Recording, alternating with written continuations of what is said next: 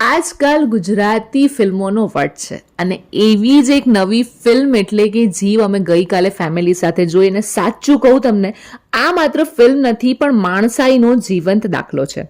આજ સુધી ઘણી બધી બોલિવૂડ, સાઉથ અને હોલિવૂડની ફિલ્મો અમે જોઈ છે, પણ અબોલ અને મૂંગા પશુઓ માટે જીવ દયા પર આધારિત આવો વિષય બીજે ક્યાંય જોયો નથી. જીવ સત્ય ઘટના પર આધારિત ફિલ્મ છે જ્યાં એક સામાન્ય માણસ એટલે કે વેલજી કાકા લાખો અબોલ જીવો માટે આશાનો આધાર બને છે. ફિલ્મમાં ધર્મેન્દ્ર ગોહિલનો અભિનય દિલને સ્પર્શી જાય એવો છે અને જીવ દયા માટેનો તેમનો સંઘર્ષ, કોર્ટ કચેરી, દુકાળ, ભૂકંપ આ બધી પરિસ્થિતિને કેવી રીતે સામનો કર્યો એ ખૂબ જ સરસ રીતે રજૂ કરાયું છે.